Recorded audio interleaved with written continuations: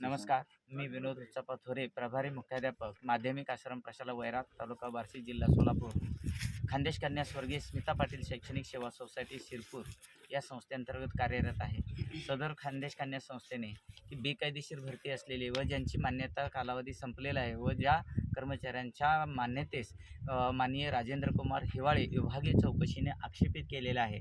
या सागर गोकुळ गुजार या कर्मचाऱ्याचे 23/8/2022 पासून 2 वर्षाकरिता मान्यता देण्यात आली, परंतु त्यांची मान्यता ही 22/8/2024 पर्यंत संपते. पण त्यांची कायम मान्यता घेतलेली नसताना मला या 25 आणि 26च्या कालखंडाचा वेतन अदा करण्यासाठी संस्थापकांनी माझ्यावर दबाव टाकला, परंतु मी तो दबाव झुगारला आणि त्यामुळं की माझी सेवा समाप्त करण्याचा अतिशय गैर असा आदेश खानदेश कन्या संस्थेने निर्गमित केला. सदर आदेशाविरोधात मी माननीय आयुक्तालय नाशिक या ठिकाणी अपील केलं.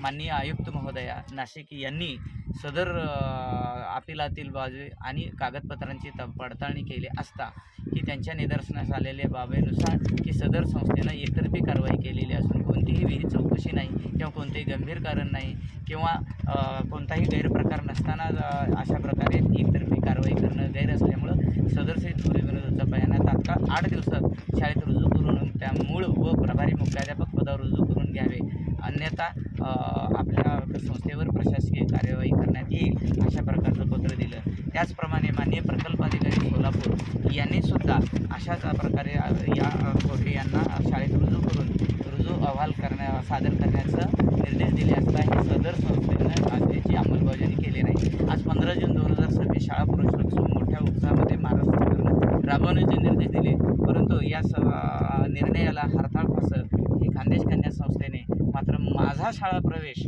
प्रभारी मुख्याध्यापक शाळा प्रवेश हा रोखून धरलेला ही अतिशय दुर्दैवी आणि त्याचप्रमाणे गंभीर बाब आहे. माझी नम्र विनंती संस्थेला व प्रशासनाला आहे की माझी नियमित करावी, मला रुजू करून घेण्यात यावं आणि मला न्याय द्यावा व त्याचप्रमाणे विभागबाह्य बदली केलेल्या श्री धनाजी शिंदे व सचिन गायकवाड यांची विभागबाह्य रद्द करावी.